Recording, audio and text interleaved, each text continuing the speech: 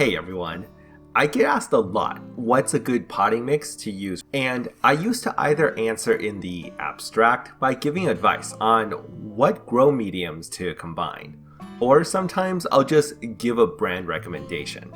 However, for the residential grower, just saying use peat moss and mix it with some perlite is a little too vague, and by giving specific brand recommendations, if you don't live in an area that offers it locally, the cost to deliver a bag of potting mix halfway around the world is really not worth it.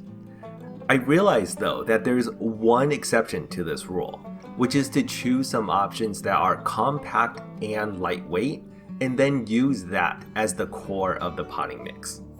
I'm also going to try and sidestep another common problem I see with potting mix tutorials, which is that people just make way too much of it.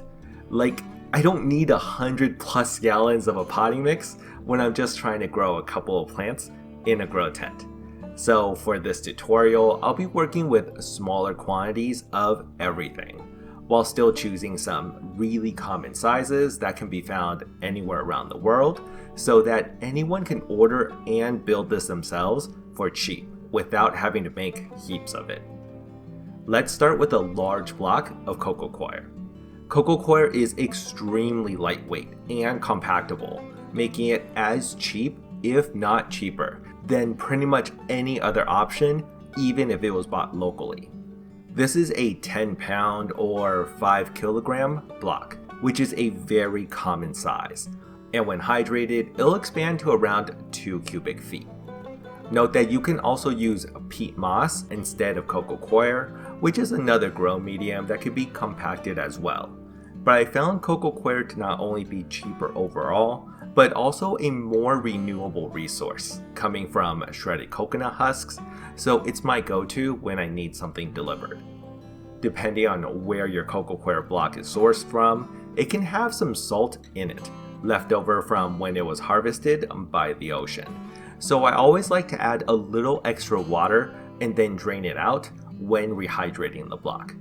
I'm also doing this in a 30-gallon storage tote, which is probably the smallest storage tote I'd recommend for making something like this, since this coco coir block alone is going to take up about half the container size once it's fully hydrated.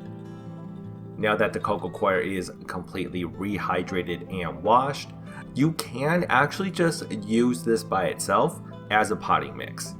However, I like to add some aeration to the grow medium, which helps prevent overwatering, and to do this, I'm going to use a cubic feet of perlite.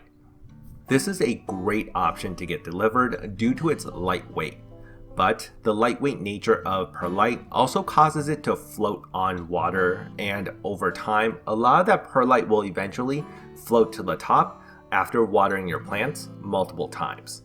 So to help with this, I'm going with the larger pebble size, labeled as perlite size 3, which is able to anchor into the soil a lot better. When adding in perlite, I also recommend using a face mask to prevent breathing in the rock dust.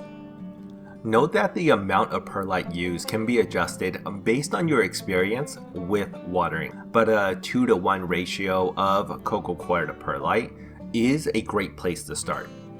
Perlite is also one of those things that get significantly cheaper when bought in bulk, with the 2 to 4 cubic feet bags usually giving you the best value.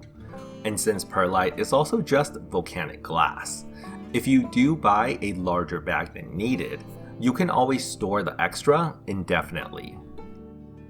After mixing these two ingredients together, you now have a great inert potting mix that works just as well as the more expensive bag mixes containing the exact same things. And because these two ingredients are so common, you should be able to find them anywhere in the world in these sizes. Also note that this makes about 3 cubic feet of potting mix, which is enough to fill around 7 3-gallon fabric pots, 4 5-gallon fabric pots, or 3 7-gallon fabric pots. This is one of the best potting mixes for new growers because it works so well with liquid nutrients. And having full control of what goes into your plant each feeding makes it a lot more mistake friendly, since any nutrient problems can be fixed right away. However, if you want to go with a more organic option, we'll be covering that in the next 3 parts of this Build Your Own Soil series. So stay tuned, as we'll be covering how to turn this potting mix into an organic seedling mix, and then an organic soil mix, and finally a super soil mix. But for today, that's it.